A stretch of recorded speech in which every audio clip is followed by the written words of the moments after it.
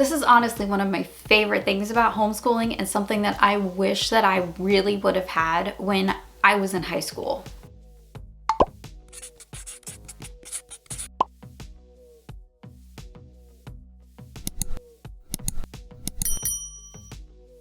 Hey friends, welcome to my channel. My name is Mandy, the Handmade Homeschooler, and today we're going to talk about slowing down.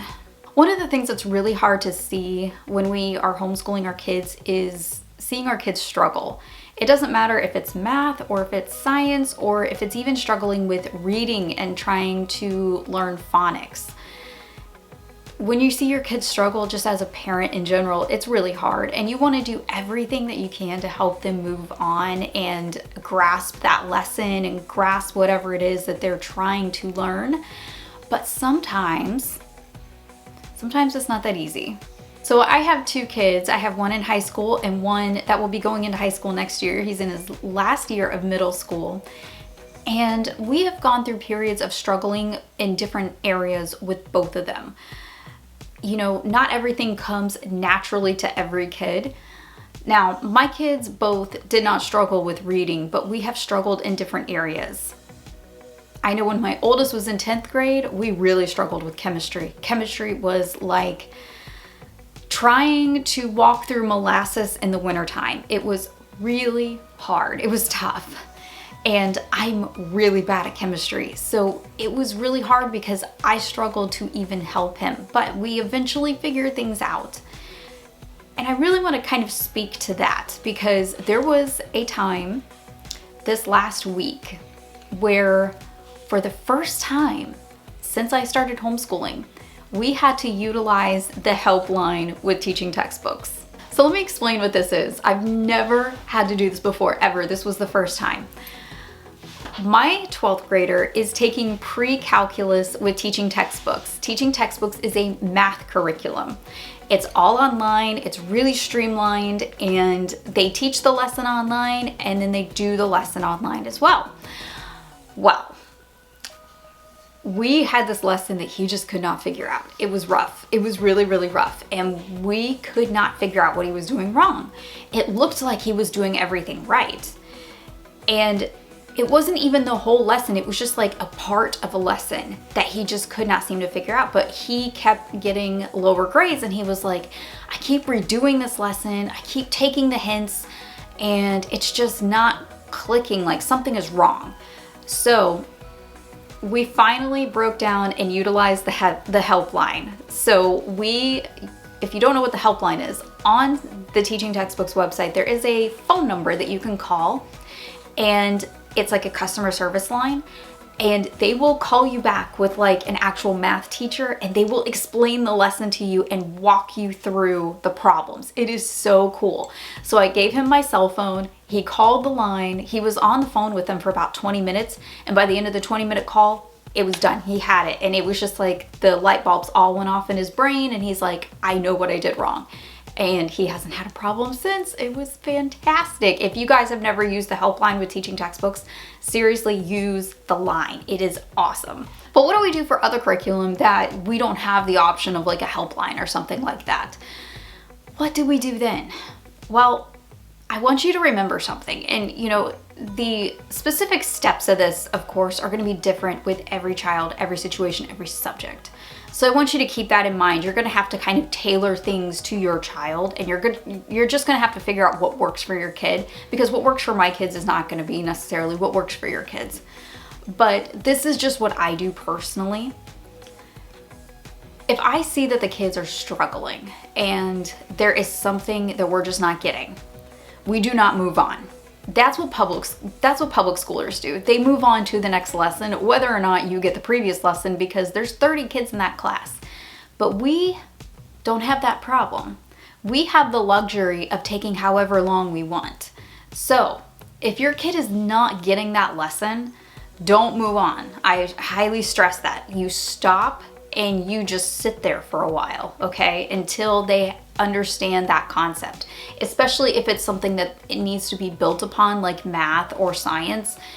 If it's something that they have to understand to be able to move on to the next lesson, don't just move on to the next lesson. If they're not getting it now, they're probably not going to get it later.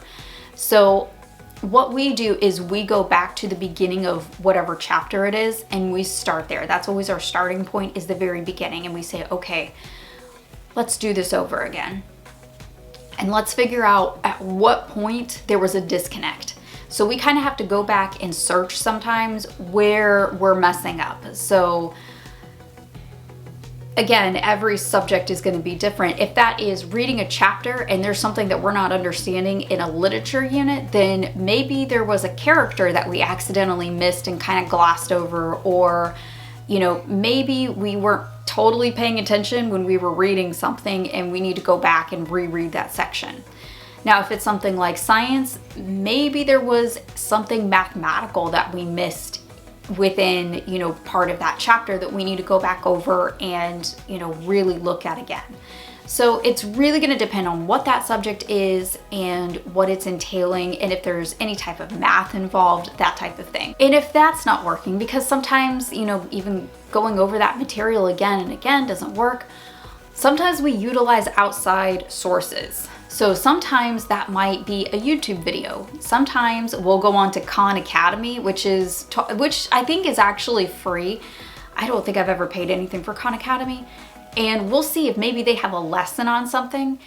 Or sometimes I'll use my IXL account if it's something with math, if it's like math related. I can sometimes go into my IXL account and sometimes they'll have videos where they'll explain the concept in a different way than maybe the math curriculum that we're using does. And then he'll be like, oh, okay, I get this way better. It really just depends on what it is, you know. And a lot of things have explanations. So you can Google all kinds of things. Guys, just utilize Google. We did it as teachers, just utilize Google. It's at your fingertips, it's free. And sometimes your kid just needs to learn it in a different way, which is something that I've learned, that sometimes the way that textbooks teach things is not always the best way for our kids. So sometimes we have to teach things in a different way for them to fully understand it, or maybe we need to teach it in multiple different ways for them to understand it. And I find that when you find different education programs sometimes online or different education videos, they're all going to teach it in a different way. So sometimes if you can just find that one video or find that one explanation that clicks with them, you're golden, and then they get it, and then you can move on. So then after we have that explanation from whatever outside source, if that works, we redo the lesson and we try it again. And we will keep going back and trying again until I feel like that lesson is mastered, or until I feel like they're ready to move on. But we will not move on until I feel like we're ready to move on and ready to go to the next lesson, because if you move on too early, it can be disastrous, and then their whole test is messed up, and then it stresses them out, it stresses you out, and then you have to go way back. That's the problem with moving on too soon. If you move on too soon, what's going to end up happening is you're going to have to go back over much more material that they probably do understand just to find that one needle in a haystack thing that you guys missed.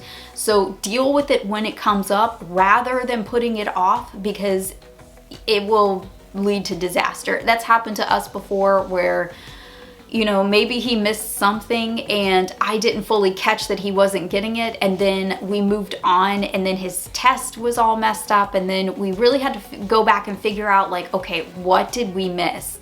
And going through like a whole unit or a whole chapter trying to find that one thing sometimes can just be mind-numbing.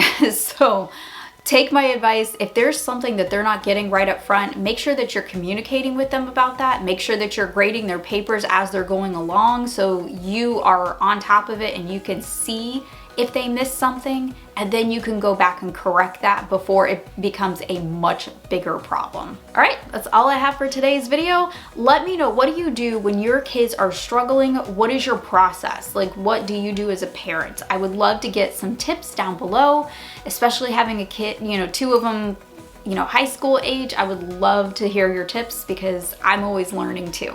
See you guys in the next video. I hope you have a great rest of your day and happy homeschooling.